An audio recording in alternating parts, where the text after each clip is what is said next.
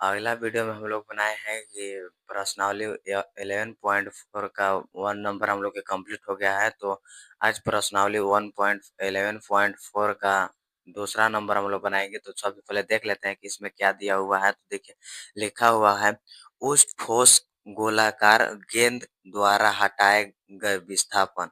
यहाँ पे गलती हो गया है, यहाँ पे थोड़ा ब्रैकेट होगा। देखिए तो विस्थापन किसके द्वारा हटाया गया है? गेंद के द्वारा हटाया गया है। पानी का आयतन ज्ञात कीजिए जिसका व्यास निम्न हो। देखिए एक जैसे कि बॉल है, जैसे कि गोल क्या है, देखिए यहाँ पे जैसे कि ये मानिए कि ये बाल्टी है, मानिए ना, सपोज दैट ये क्या है, एक मग ले लीजिए। तो इसमें देखिए इसमें पानी भरा हुआ है, ठीक ना, इसमें पानी भरा हुआ है। तो इसमें पानी भरा हुआ है, ठीक ना। तो इसमें मानिए कि एक गेंद है, ये क्या है, ये गेंद। तो ये गेंद जब इसमें आएगा, देखिए पानी में जो आएगा, तो ये देखिए ये जो ये पानी में आया, ठीक ना, तो ये कितना आयतन घेरेगा।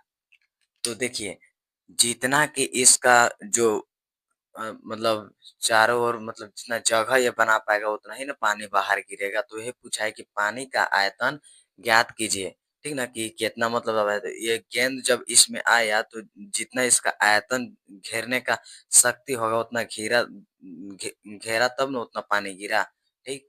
तो यही पूछा है।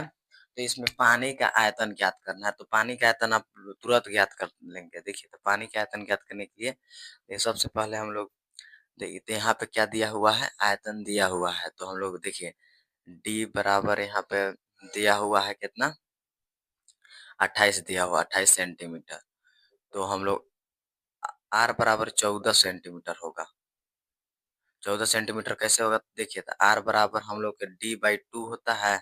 तो हम लोग 28 28 बटे में 2, तो काटेंगे तो 14 बार में कट जाएगा ना। तो कितना है, 14/1 आया। तो एक नीचे मान लेते हैं, तो 14 सेंटीमीटर आया।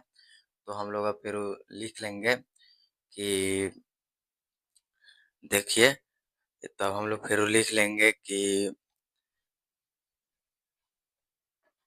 आर बराबर कितना है, हम लोग कितना दिया, 14 सेंटीमीटर। तो यहाँ पे लिख लेते हैं,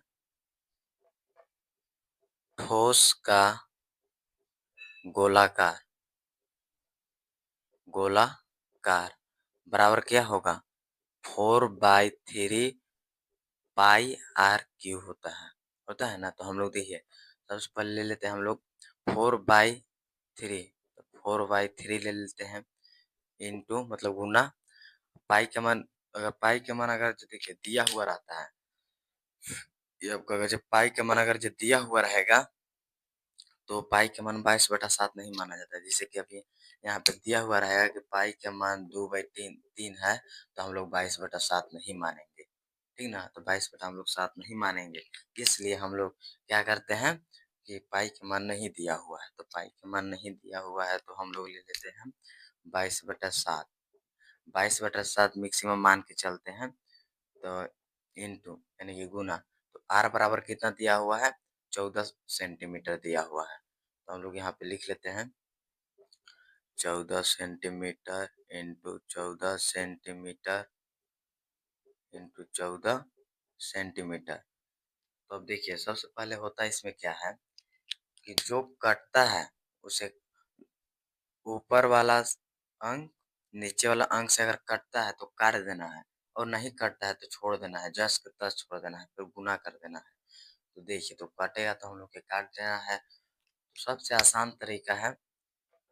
तो देखिए हम लोग ये 7 से कट रहा है क्या, तो 7 दूनी 14 कट गया ना। अब देखिए तो और कुछ कट रहा है, और कुछ।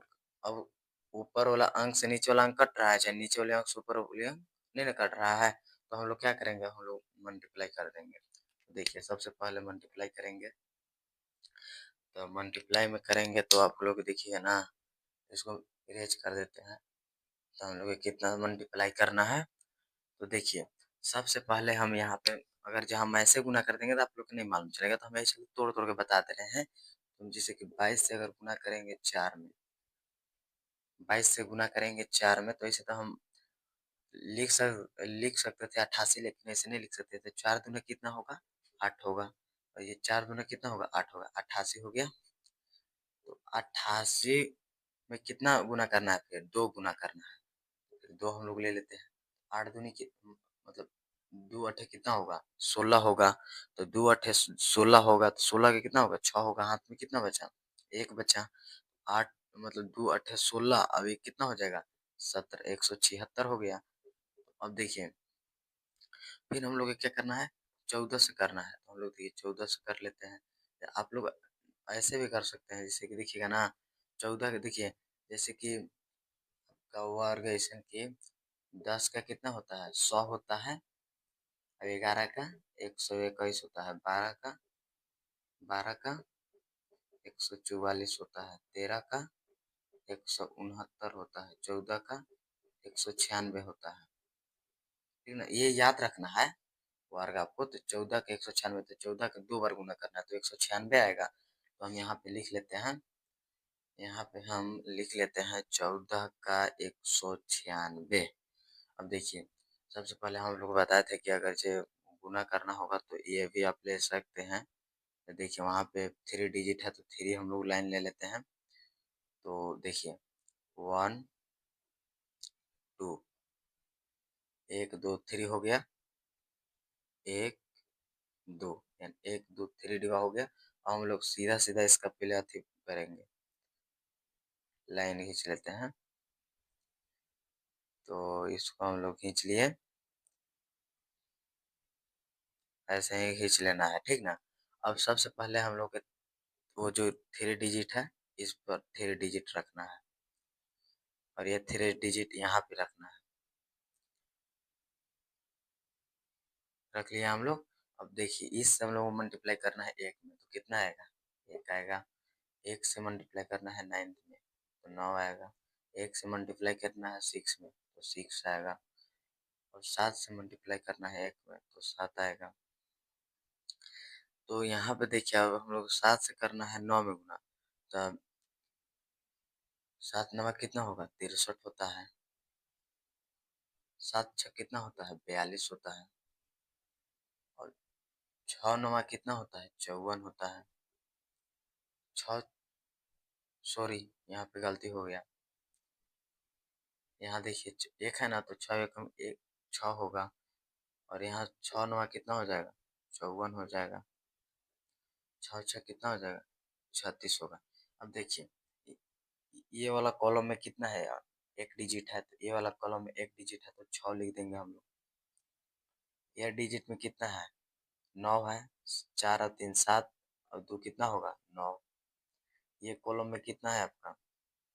6 5 11, 11 और 3 14, 14 और 4 18, 18 और 6 24, 24 के 4 हो जाएगा। हाथ में कितना बचा? 2। अब ये कॉलम हो गया। अब ये कॉलम में हम लोग जोड़ेंगे, तो 9 और 6 15 हो गया। 15 और 7 22 हो गया। 22 और 2 कितना हो गया?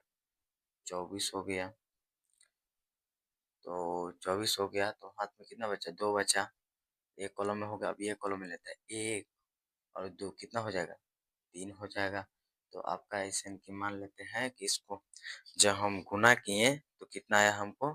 मिला 3496।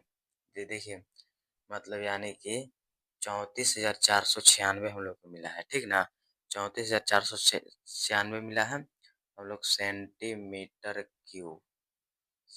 क्यूब लिखते हैं, और इसको हम लोग 3 से डिवाइड कर देना है। 3 से क्या कर देना है?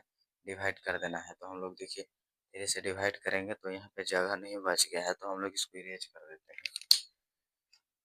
हम लोग इसको इरेज कर देते हैं।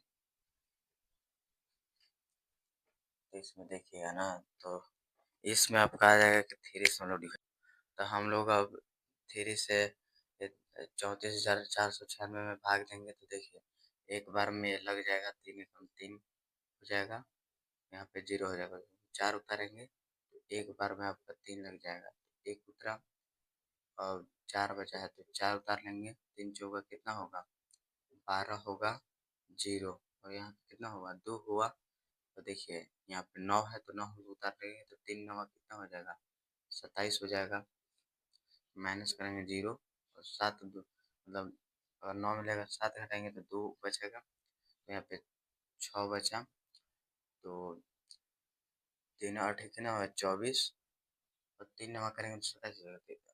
8 12 घुराने देते हैं 24 तो 0 हो जाएगा 2। देखिए इसको पूर्णांक में हम लिखते हैं तो इसको पूर्णांक में लिख देते हैं 11,498